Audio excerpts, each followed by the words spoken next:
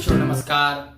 आपका स्वागत है अपने YouTube चैनल सनातन सर ऑफिशियल में। इससे पहले के वीडियो में हमने देखा पाठ 12वीं का पाठ एक बातचीत, उनका जो है सारा आंसर क्वेश्चन हमने करवा दिया। अब हम पाठ 2 का जो है उसने कहा था पाठ, उसका हम आंसर क्वेश्चन कराने जा रहे हैं। थोड़ा सा ध्यान से देखेंगे आप लोग। तो सबसे पहले ये पहला क्वेश्चन का है, उसने कहा था कहानी कितने भागों में बटी हुई है। उसने कहा था कहानी कितने भागों में बटी हुई है, कहानी के कितने भागों में युद्ध का वर्णन है। तो प्यारे बच्चों, ये जो है उसने कहा था कहानी जो है आंसर इसका होगा, उसने जो कहा कहानी है वो 5 भागों में बटी हुई है। कितने भागों में बटी हुई है? 5 भागों में बटी हुई है। कितने भागों में बटी हुई है? 5 भागों में बटी हुई है।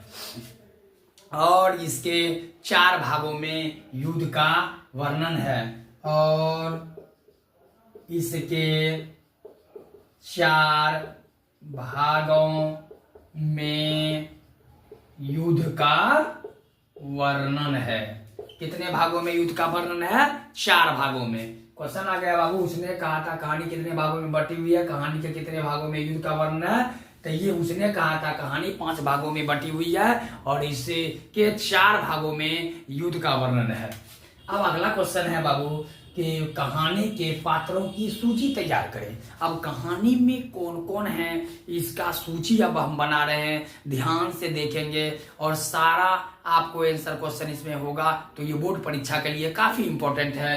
तो सबसे पहले रोमन में 1 नंबर है इसका लहना सिंह।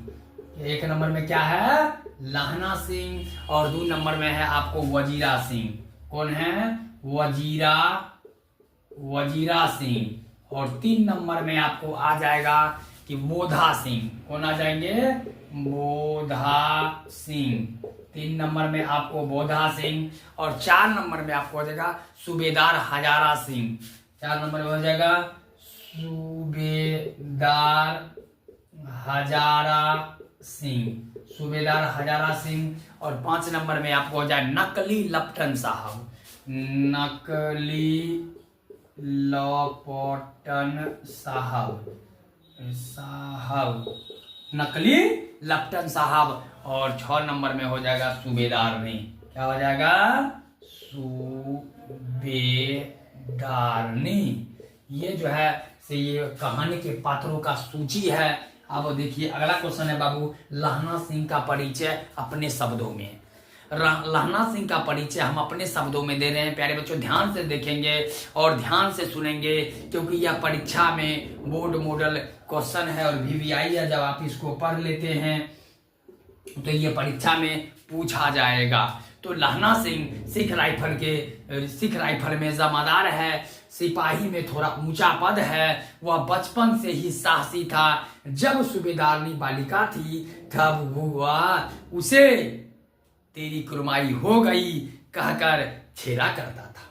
एक बार उसे टांगे के नीचे आने से बचाया था। छेड़छाड़ में वह सूबेदारनी से प्रेम करने लगा। वह वीर के साथ साथ बुद्धिमान भी है।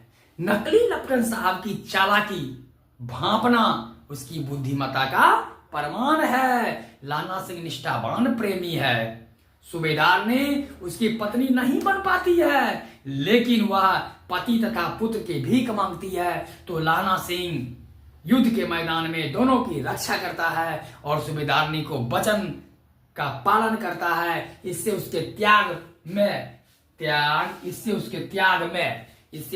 में जो है प्रेमी रूप और सच्चे प्यार का प्रमाण मिलता है। इस तरह अपने 3 गुणों जो है वचन पात्रक, प्रेमी, वीरता और बुद्धिमत्ता के लिए वह हिंदी कहानी को एक चीर स्मरणीय पात्र है। कौन? ये लहना सिंह। अब लहना सिंह का हमने परिचय आपको बताया। अब 4 नंबर क्वेश्चन देखिए क्या कहता है, कल देखते नहीं यह रेशम का कढ़ा हुआ साल। यह सुनते ही लहना की क्या प्रतिक्रिया हुई।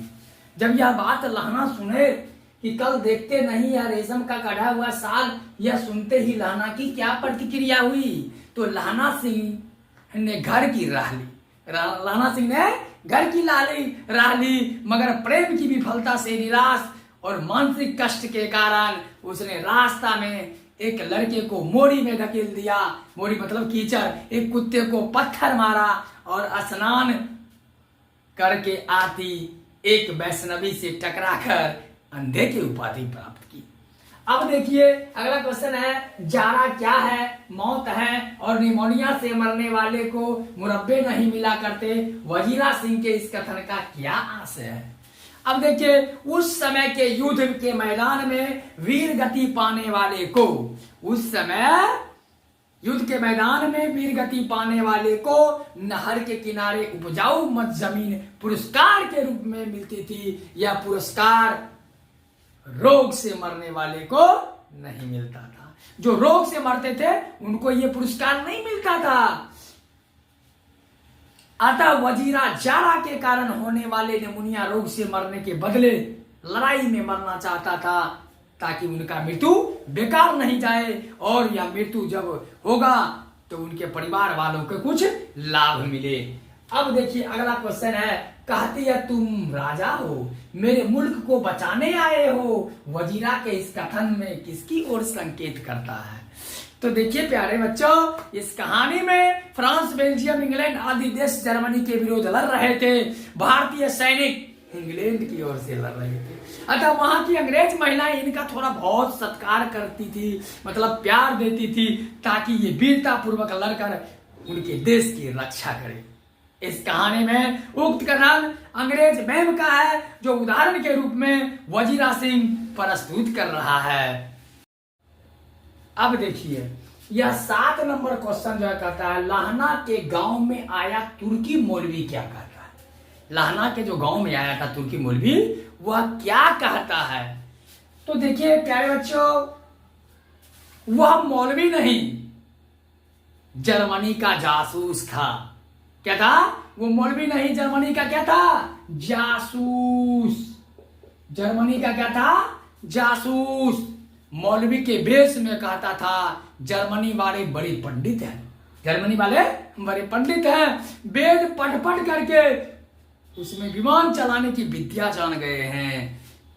गौ को नहीं मारेंगे, यानी गौ को नहीं मारते।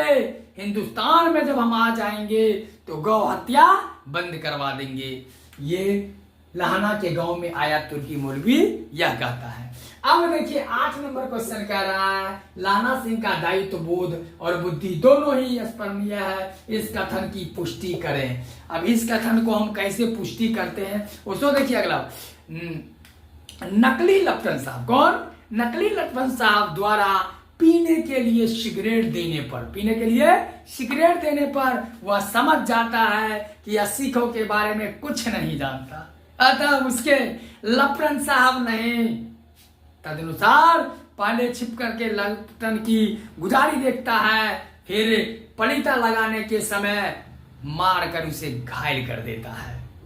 वह वजीरा सिंह को मार करके वह घायल कर देता है, जिसमें 6 सैनिकों की जान बच जाती है। फिर वह वजीरा सिंह को अधिकारी के मुद्दा में हुक्म देता है कि जाकर सूबेदार साहब को लौटा लाओ, और उसके साथ धोखा किया गया है। उसकी इस बुद्धिमत्ता और कार्य तत्परता से शत्रु मारा भी जाता है और 6 सैनिकों की जान बच जाती है।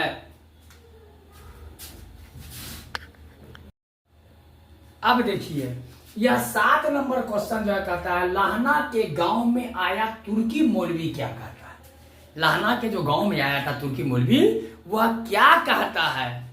तो देखिए प्यारे बच्चों, वह मौलवी नहीं, जर्मनी का जासूस था। क्या था?